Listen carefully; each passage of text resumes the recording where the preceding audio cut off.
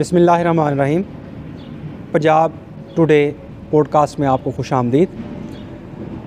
आज जिस मसले पर हम बात करने जा रहे हैं वो नौजवानों से लेकर बुज़ुर्गों और ख़वातीन में मोस्ट कॉमन पाया जाता है।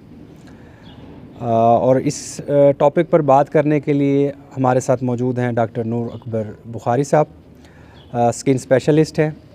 थैंक यू डॉक्टर साहब आपके टाइम का।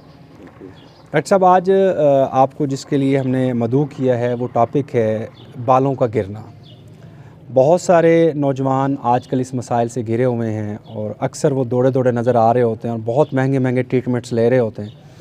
तो आज सबसे पहले तो मैं आपसे ये पूछना चाहूँगा कि बाल गिरने की वजूहात क्या हैं।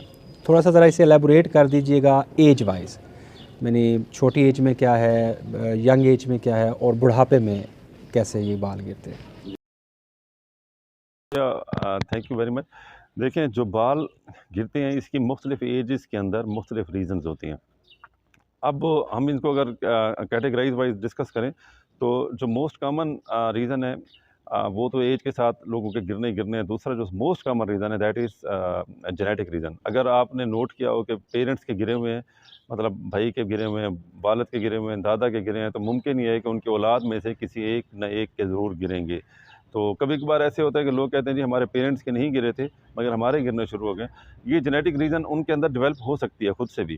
तो एक तो ये पेरेंट्स की वजह से जेनेटिक रीज़न होती है। दूसरा मेल के अंदर जो रीज़न मोस्ट कॉमन है that is androgenic alopecia. Androgenic का मतलब ये है कि जो हमारे मेल हार्मोन्स होते हैं, मर्दों के अंदर हार्मोन होते हैं, वो उनकी वजह से बाल गिरते हैं। जब वो ज़्यादा एक्सेस में हो जाते हैं वो उनकी वजह से बाल गिरते हैं।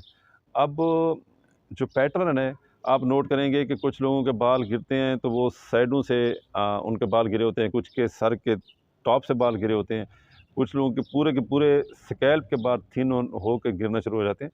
तो ये पैटर्न डिफरेंट होते हैं और इनकी फिर काजेज़ भी डिफरेंट होती हैं। इसमें जेनेटिक रीज़न है, एंड्रोजेनिक एलोपेशिया है, और इसके बाद जो मोस्ट कॉमन रीज़न है वो है कि जो आ, लोग ये इस तरह के कुछ कॉस्मेटिक्स यूज़ करते हैं बालों के ऊपर। जैसे कुछ ट्रीटमेंट है, जैसे केराटिन ट्रीटमेंट है जो आजकल लोग बहुत ज़्यादा करवाते हैं, वो बालों को थिन कर देती है। बाल के जो कॉर्टेक्स है वो थिन हो जाता है और फिर बाल वक्त के साथ गिरना शुरू हो जाते हैं। जो मुख्तलिफ आप एप्लीकेशन करते हैं आजकल, उनकी वजह से भी बाल जल्दी गिर जाते हैं, उनकी वजह से बाल कमज़ोर हो जाते हैं।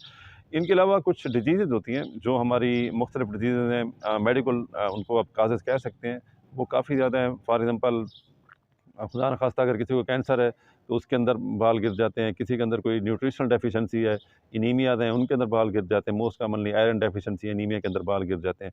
कुछ मेडिकेशंस ऐसी होती हैं जैसे कुछ आप वो यूज़ करते हैं तो वो भी फिर बालों के गिरने की रीज़न बन रही होती है।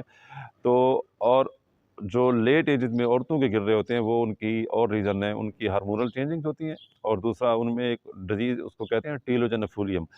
वो एक डिजीज़ होती है जिसमें पूरे के पूरे बाल थिन होने शुरू हो जाते हैं। आपने देखा होगा अक्सर फीमेल्स के स्कैल्प के बाल 40-50 साल की उम्र के बाद थिन हो जाती हैं। तो इसकी हमें एज के साथ-साथ और जेंडर के साथ-साथ जो रीज़न्स हैं वो डिफरेंट होती हैं और इसी के ऊपर हमने फिर जाके फर्दर इनकी ट्रीटमेंट